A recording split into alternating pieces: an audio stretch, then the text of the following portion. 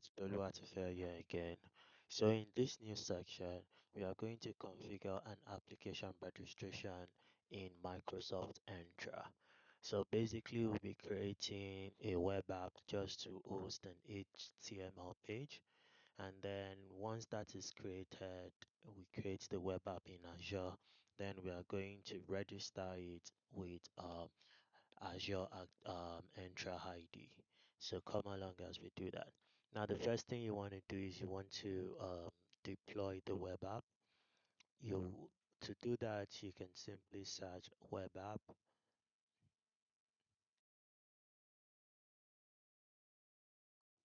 and here you specify everything you need, the resource group and all of the information. So basically we select the resource group and we name the web app page. I'm naming it Ryan Test App. So we want to secure the unique host name. If not, you can turn it off, and it's just for a test environment. So um, it's not necessary. Yeah, we are not running a containerized app, so it's just the code, and then we are choosing the runtime stack ASP.NET version 4.5. We are running it on a Windows operating system, and for the location, I'm choosing Poland Central. So you scroll down. This is a free tier environment, free subscription. So I'm just leaving everything as it is. I'm not deploying it with a database I already sketched. So I just go review and create.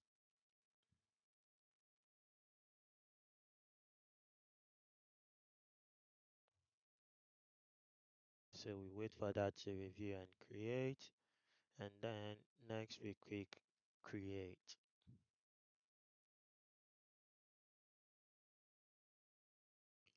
Now we can see that the deployment is in progress. So we just need to wait for the deployment to complete. So now that our deployment is complete, we click on go to resource.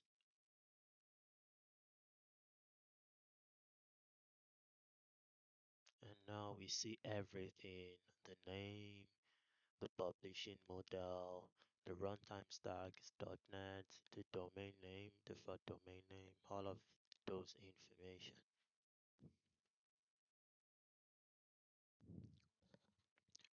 So once that is done, you can simply click on the URL of your web app, and here you see now you have a web app page running on Azure, and you can see when you look at the URL, you can see it is unique according to the name that you have created. So there is nothing running on this. You can see there is nothing yet. So we are going to try and put some basic code onto it. And to do that, you come back to the Azure portal and you click on the Cloud Shell. So I'm going to do this in Bash. So in Bash, we're going to put this URL. It is basically a clone of some code from GitHub repository. So we're going to clone that same code and we'll try to deploy it on the web app. So you run that and you go enter, and now it is cloning. And you see at the bottom it says 100% done. So if this is your first time using GitHub from your Azure Cloud Shell, you have to tell Git who you are. So here I've specified my username and I've also specified my email address. So you do that and then you enter.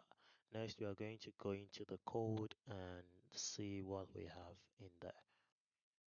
So we go into the repository, cd azure mol samples, the second dash ed 03 prod, and then we go enter, and this is what we have.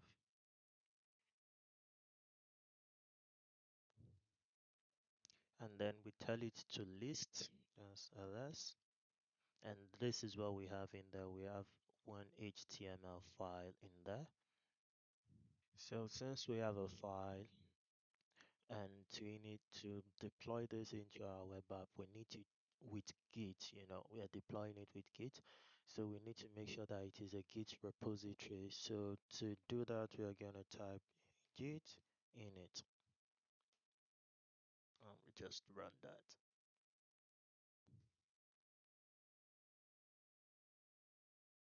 So now we can see at the end that we have created an empty Git repository. So we are going to add the files here into this Git repository so we can deploy this code to our web app via Git. So what we do is we type Git add period. So basically that has added. So next thing we need to do is we need to commit. So when we commit it, we can go git commit, and let's say the message is welcome to Ryan.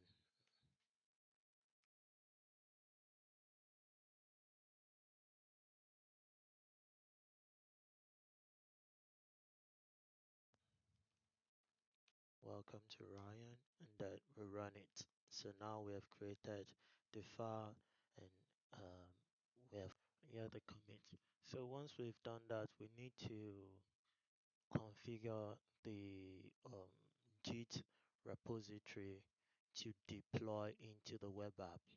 So to do that, we go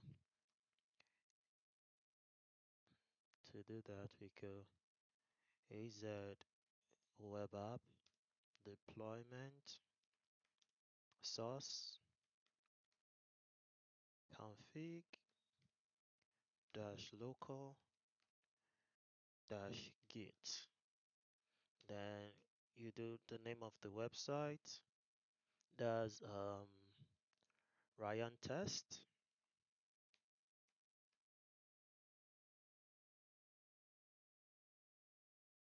The resource group,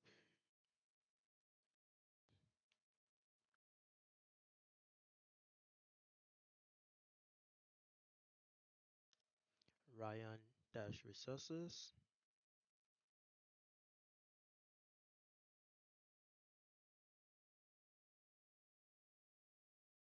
See if that is spelled correctly. Ryan dash resources. Once we confirm that the spelling is correct, we run it, and it will give us a URL that we could use. One moment. Okay, so it was not found. We have to run that again. So what was missing is the app. It should be Ryan Test app. So that was my mistake. Ryan Test app in the resource group, and we run that. Good. And now it has given us an HTTP link that we can use to deploy with Git. Perfect.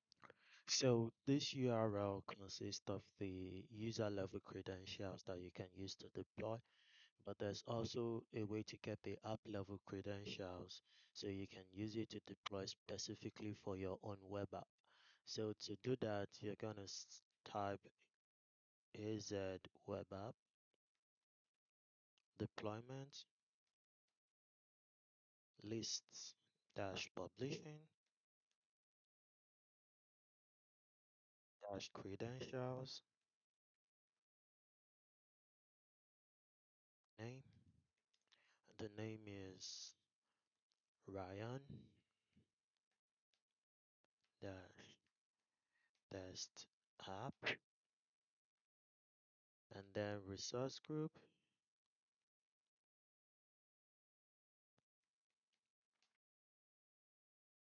The resource group is Ryan dash resources, and then you run that.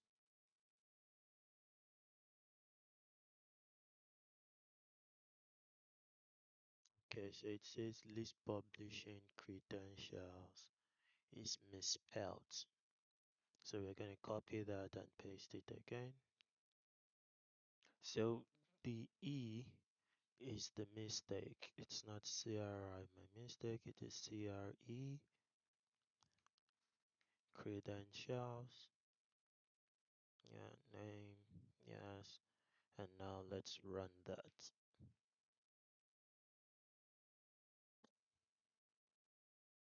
And basically it has given us the output. This is the resource group, the URL, the types, the publishing username. It is Eden, the password, all of this information is hidden, but they are included in this URL. So we are going to copy this link and then add it as a remote to this Git repository. Um, to do that, we're going to type git remote add Azure, and then we paste the URL that we have copied.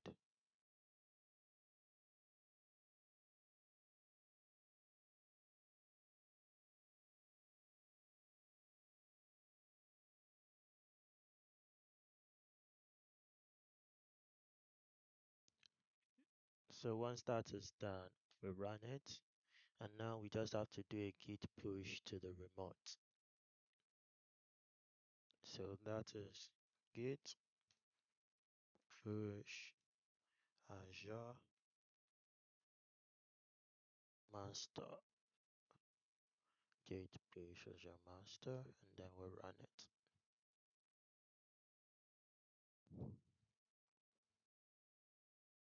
Fatal. Okay, so it is saying it could not read from the remote repository. That's okay, so the differences I used a small letter here and a capital letter here. So let's try again. Git push Azure master. Good. And now it is, oh, the authentication failed. Okay. Okay, so I've identified where the error was. My username and password was showing as redacted. That was because SCMP basic authentication and FTP basic authentication were turned off. So now I've turned it on, and now when you look at my deployment center,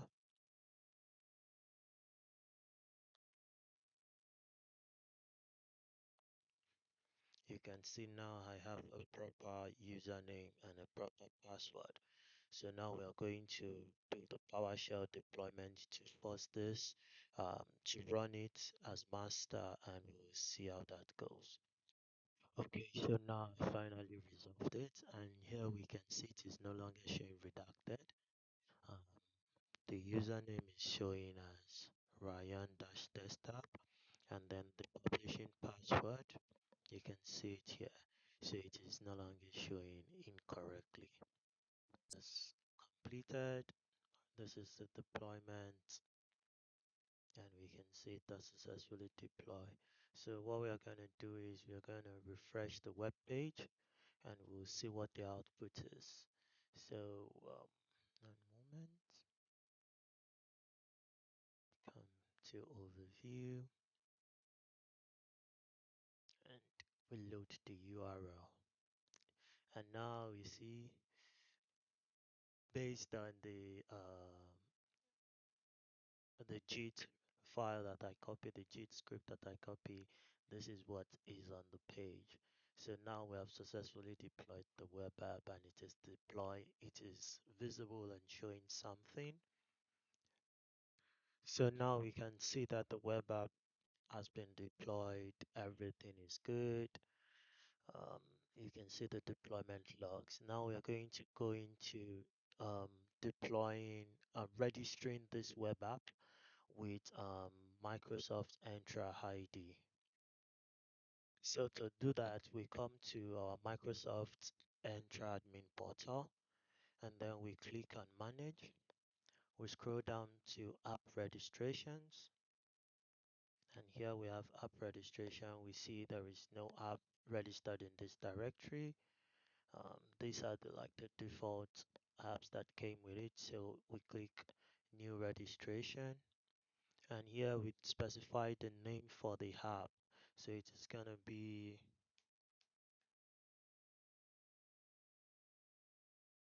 so this is gonna be the display name, Ryan Pizza.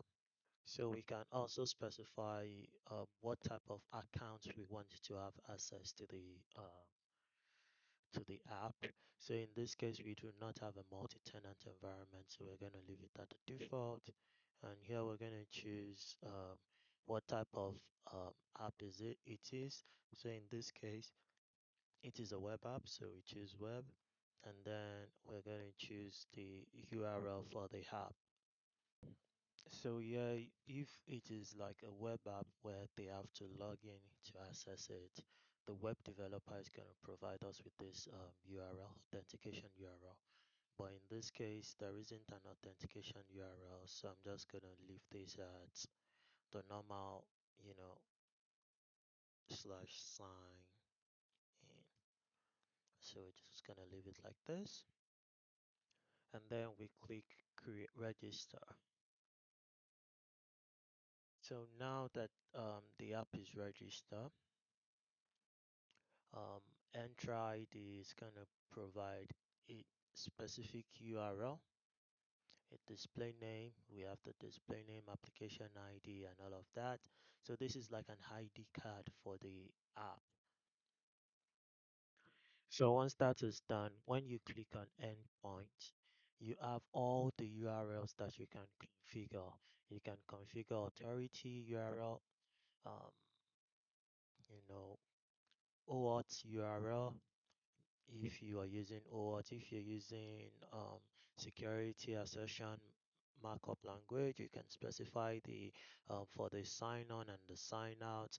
If you're using WS Federation, Federation metadata, OpenAI, there is so much endpoints that you can configure.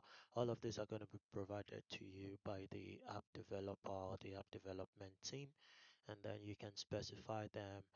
And there is so much features. When you come here, you can do the branding and properties. That's the name. If you have a logo, you can specify the logo.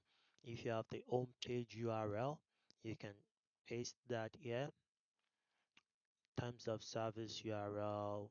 If you have privacy statement, you can paste that here and automatically it is showing up. And if you have internal note for all of the users that you assign, you can put that. The publisher domain, you can update it. Verification of the publisher depending on the production environment that you are running in. And then you save all of this. Once that is saved, you can come to the authentication, and then you can do some authentication configuration.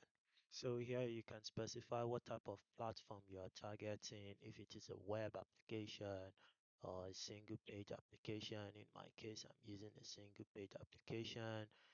So you can enter the URL of the application, you configure it, you just play around with all of the settings.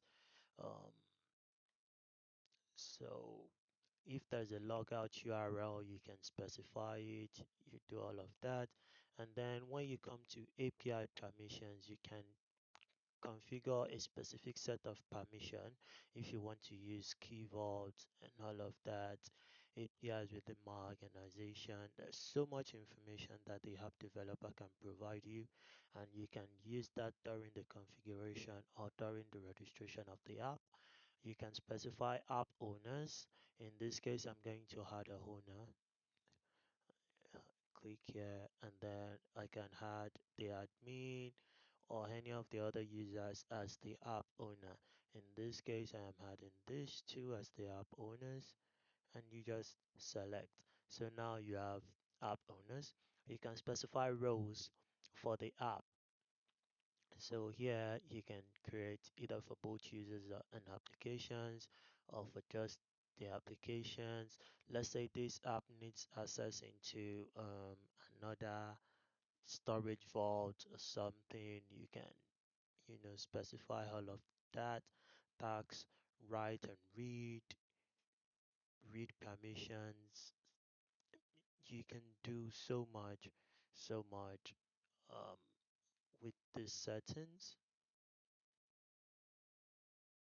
So also roles and administrator, you can see cloud app administrator. It is a privileged role and it is built in.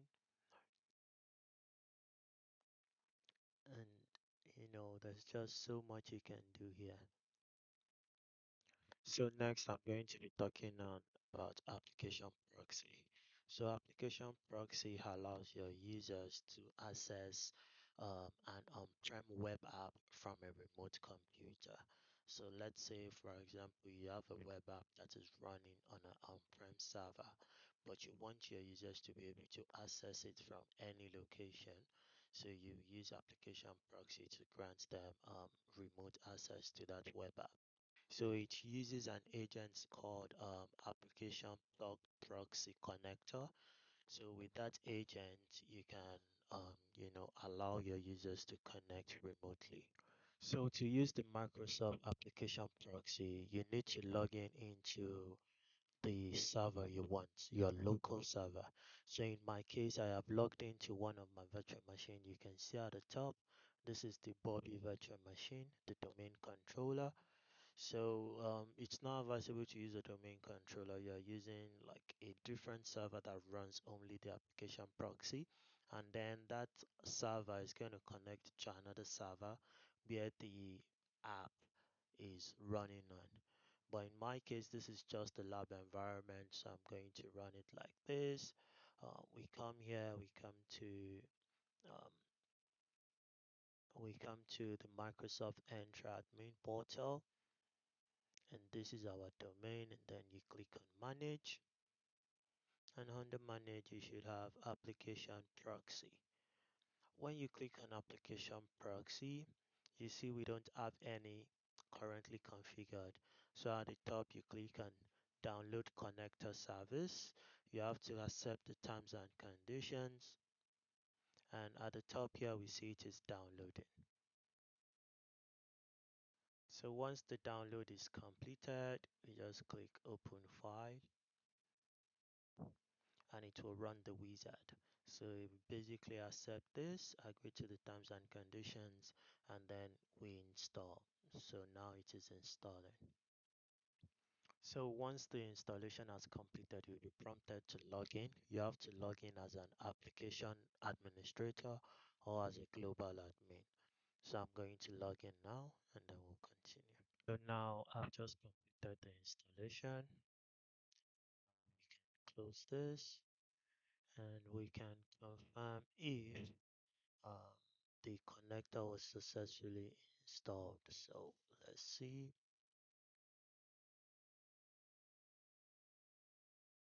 And here you can see Bobby DC active. So it was successfully installed. And if you have created this proxy, once you have installed the proxy, you come to home, to your Entra home, and then you click on enterprise applications. When you click on enterprise application, it will tell you to add a new application. So you can choose which application you want to add. Like there's so many depending on your environment and all of that. So let's say we are adding an on-premise application. You choose this one. Here you specify a name for the on-premise application. So let's call that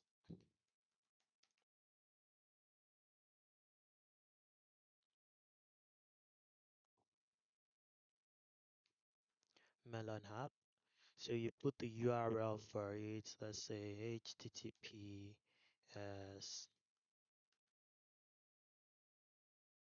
melon.com, something like that. So Microsoft is going to create an automatic public URL for it. So for the pre-authentication, You can choose different if you want Entra ID or if you want pass through. In this case, you are using the Entra ID. The connector group is fine as Europe because we did not create a specific one. Select certificate and then you click on create. So it is going to create a private network that allows the app on premise to connect to your users remotely. So now we can see that the Melo app has been added. So when you click on it, you can add a user. You can see the application ID, object ID. So you can assign a user. You can set up single sign-on for it. You can provision a user account.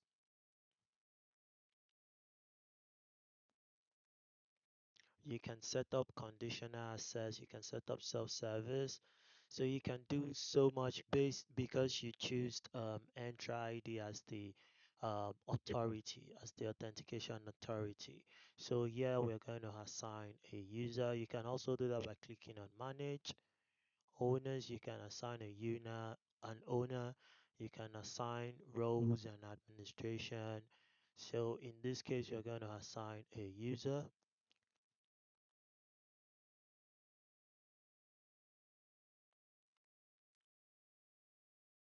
So here you can assign a user. So let's assign Adeo Joe and then we click select assign.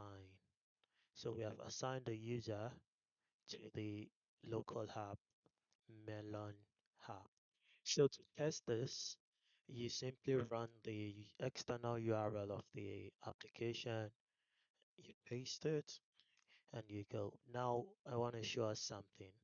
Now when we look at this, the current user that is logged in is myself. So because I have not assigned myself to the application, I keep getting this error. So let's try and assign myself to the application. Now let's go to Melo app, owners. I'm gonna add myself as the owner.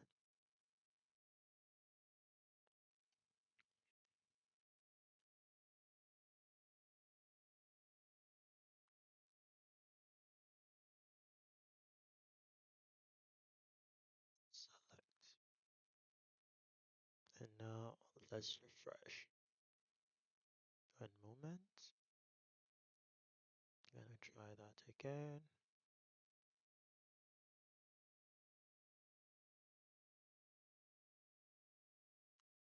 Okay, one moment. So once you do that, I've assigned the role to myself, and then you run the URL.